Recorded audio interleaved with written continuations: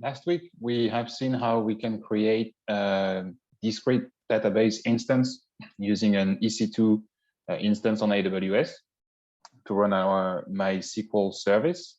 This week, we are going to see how we can leverage the cloud components, and instead of using our own EC2 instance, we are going to provision a database using AWS tools. So the tool for AWS to work with databases is called RDS, Relational Database Service.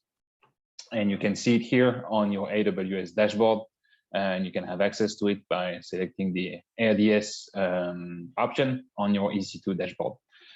Basically, what RDS is that it allows you to delegate the management of your database to AWS, meaning that instead of setting it up yourself on an EC2 instance, you are going to basically ask AWS to create a database for you, giving it username and password, replication options, backup options, etc., etc.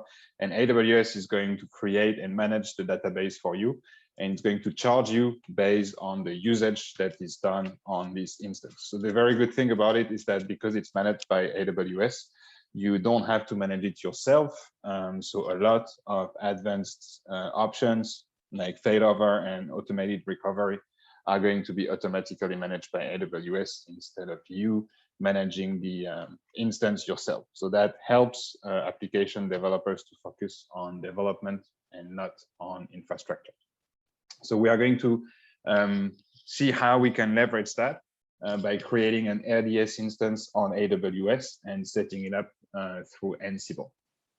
So the main thing that you have to know about RDS is that it creates actually instances. The main thing is that you don't manage the instance yourself.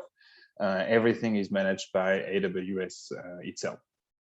The instance that is going to be created needs to be given a subnet group. So this is the option that you see here on your dashboard on the left.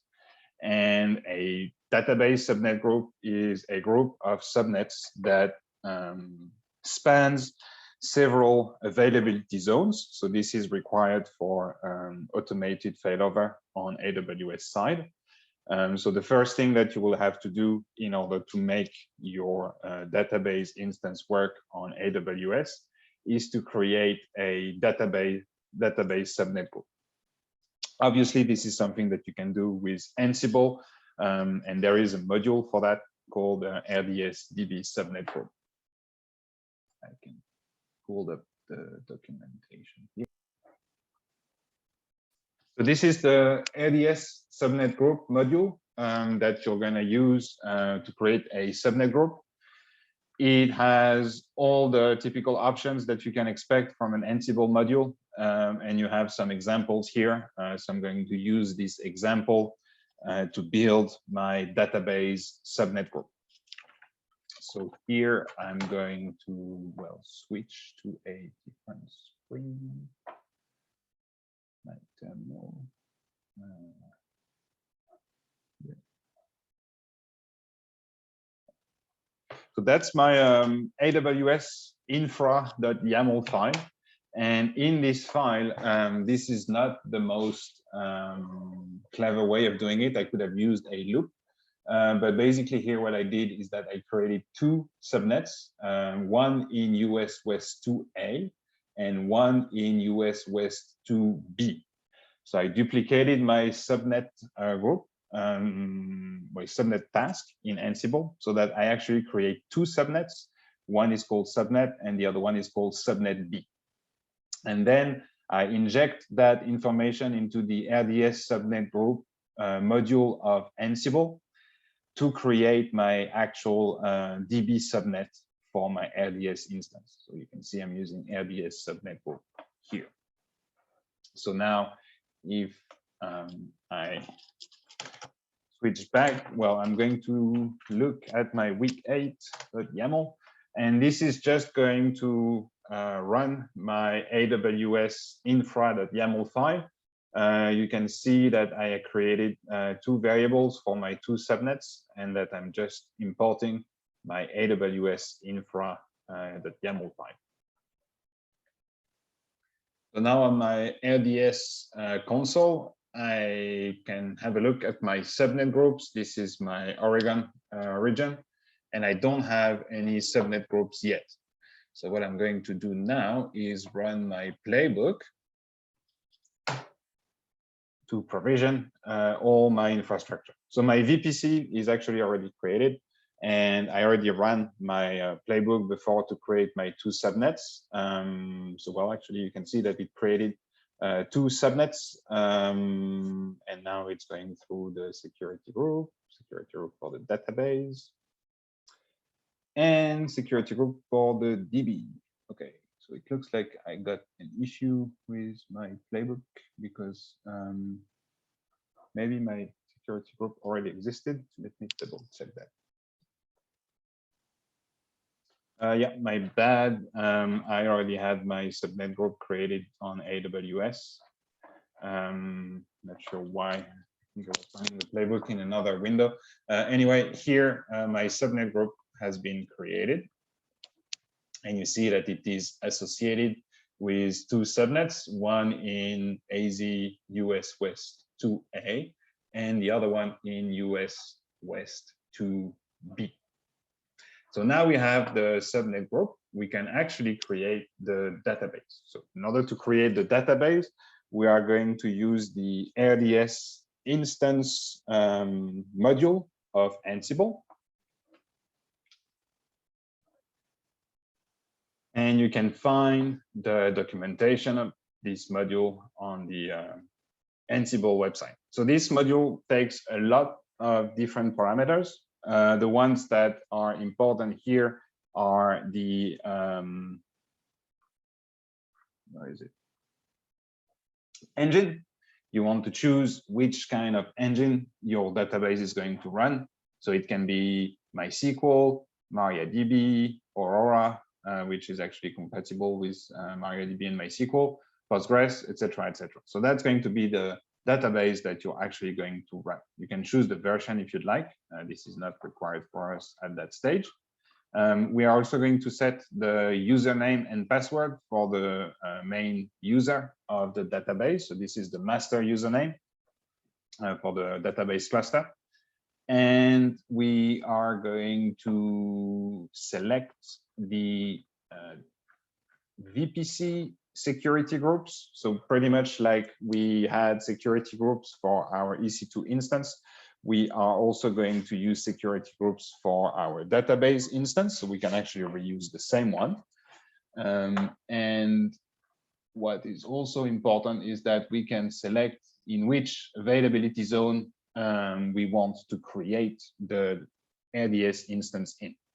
So here we are going to use availability zone US West 2A, because that's the AZ where we are creating our instance. So we want to make sure our EC2 instance. So we want to make sure that our EC2 instance has network connectivity to the database instance. So in our case, the way our routing tables are set up means that we need to set the database instance in the same AZ. We could change the routing and put it in another subnet or different availability zone, but it will be easier to just keep it in the AZA. So we can put all of these together. We have some examples here, as usual, that can be useful to use as inspiration. And then we can, here, what we're going to do is use MariaDB as well. MariaDB is the open source equivalent of MySQL. And well, it's just plain binary compatible with MySQL. So it doesn't make a difference for our application, whether you use MariaDB or MySQL. So we are going to use that in our Ansible playbook. So what I did here is that I created a task file called AWS RDS. And this task file only has one task at the moment, which is creating the RDS instance. So it uses variables that are defined in other places in the playbook. Your security groups for the database, that's something that you are going to need. and well, your prefix as well. I'm also using a tag for the database instance that uses the same tag as my EC2 instance to make it easy to find. Here, this is just an example.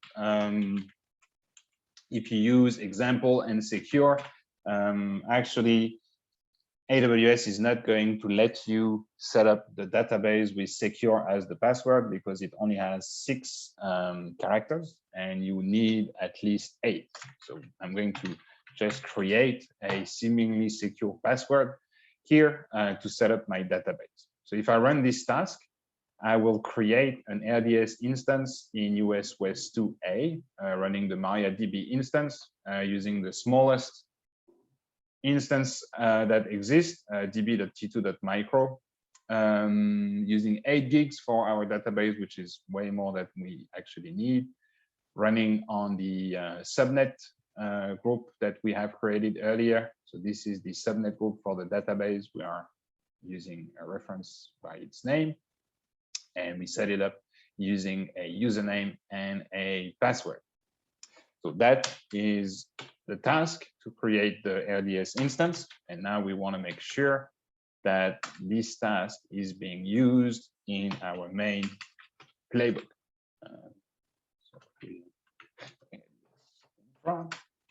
And here, I'm actually going to use include tasks because I'm using an explicit tag in my AWS RDS.yaml. And this is going to be used for the provision task. I'm just going to double check my file. I'm using tags provision here, so it's okay to use include. The tag will not be copied over, so I can create other tasks for instance information. All right, AWS groups. Let's double check that we have that defined in our AWS infra.yaml. AWS groups app, AWS groups DB. So that looks like we have everything we need. Oops. Yes, I'm going to save this. Okay, so that's my playbook, and I'm going to run it now. Let's say with -b, and I'm going to use tags provision. Okay. Hopefully, I was sharing the right screen. Terminal. Yeah.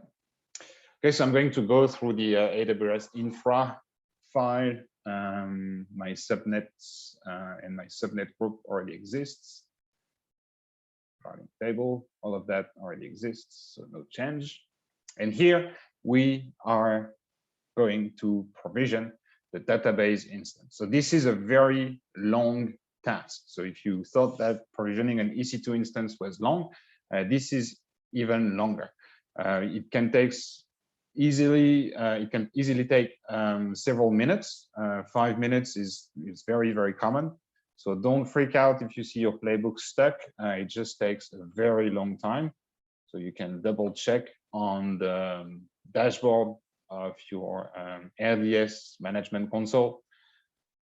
At some point, you'll see the instance coming up, but I'm going to pause the video and wait for the instance to be provisioned. Okay, so my playbook has run, and you can see here that my database instance was created. Now, if I switch to my RDS console in my web browser and I refresh my database page, you will see that my database instance has been created here, ACAT 4640 DB. This database service is located in US West 2A. In my VPC here, it is set up with the VPC security group that allows access from my subnet on port 3306, which is the MySQL service, and it has the outbound traffic allowed. So that means that we can actually use that database service now to run our application.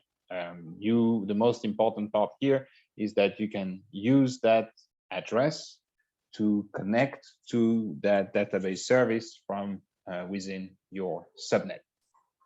So in order to use that information in our application, we need to get that info from AWS, the endpoint, and that's going to happen through the RDS instance info module that you are going to run in Ansible, and that is going to tell you the address of your database service.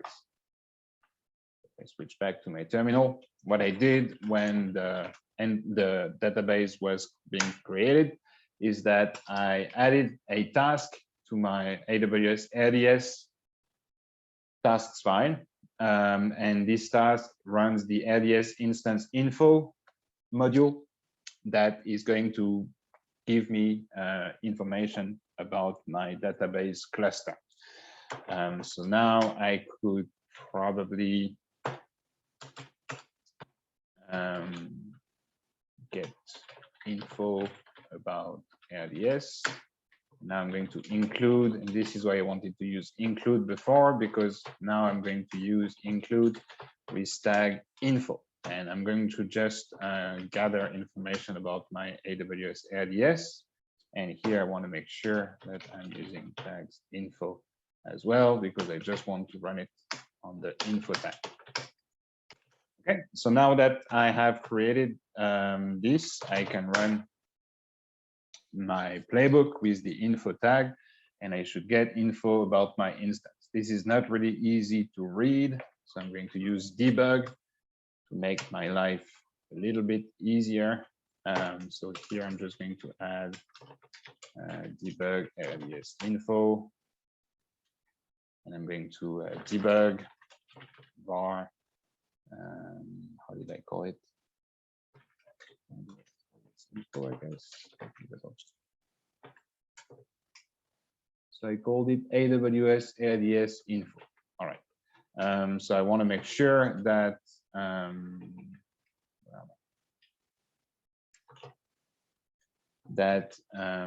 run this task with the info tag.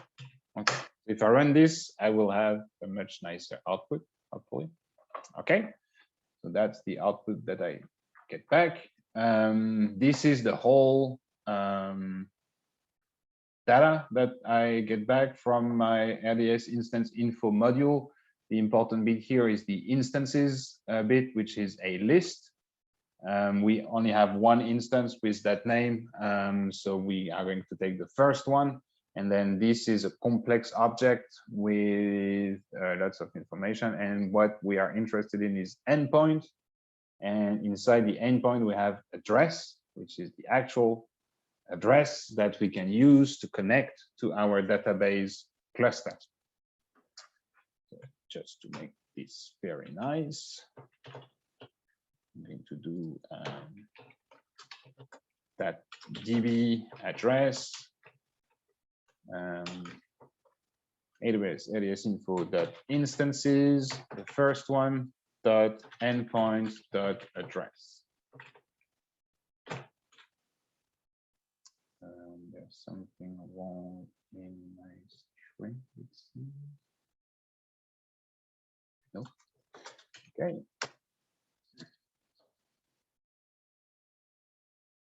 Okay, so that's my database address here, ACIT, whatever. So this is the address that we want to use in our application to make sure that we use that database service. So now what I'm going to do is make sure that I can create an EC2 instance. So what I did is that I reused my AWS EC2.yaml, made sure that I was only creating one instance, because the database instance is managed by RDS. So I'm just using an EC2 instance here, the app in the correct subnet and whatnot. And I added this in my week 8 playbook. So now if I run my provisioning playbook, I should also get an EC2 instance on top of the rest that I already created.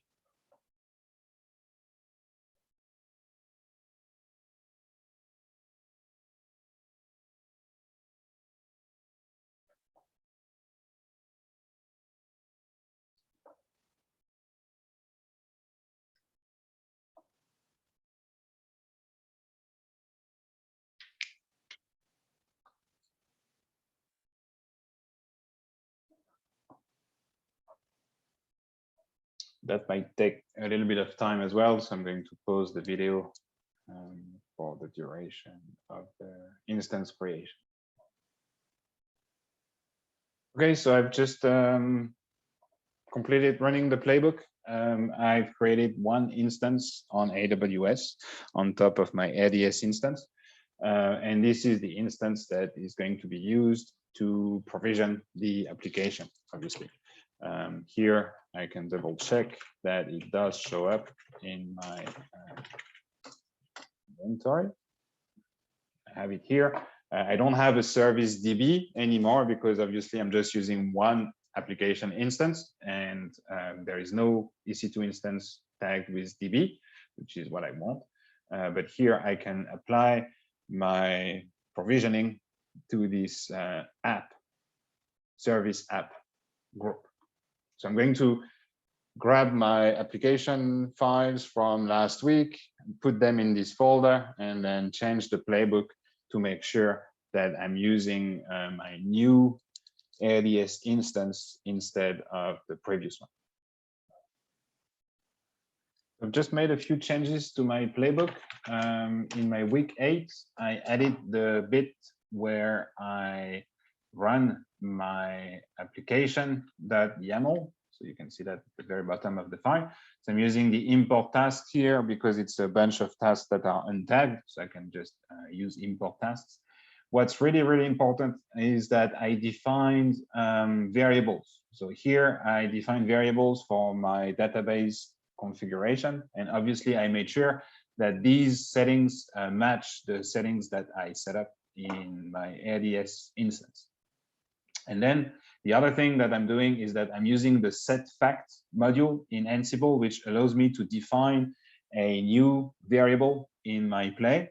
And here I'm going to define the DB host variable, which is going to be a shortcut to this endpoint address that I obtained earlier in my playbook. So here I also changed my application.yaml. And what I did is that wherever I was using my SQL query in my playbook, I made sure that I was using the actual parameters to connect to the database. So here, DB host, DB username, DB password, and DB name for the database name. I'm also using a template for the backend.conf configuration file of the application, which you can see here. And this template is obviously reusing these variables that we have defined. I have this backend.conf. So here, this is the backend.conf that I got from the application. And then, as you remember, the template module allows you to copy a file while replacing the variables. So here, I'm using that to make sure that I replace variables in my configuration file according to my needs. And now, if I didn't test that yet, so I'm going to run it with -v and make sure that I provision everything.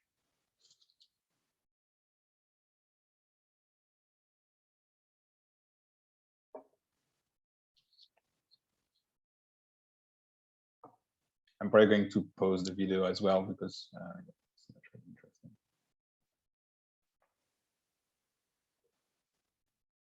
And my playbook just finished running.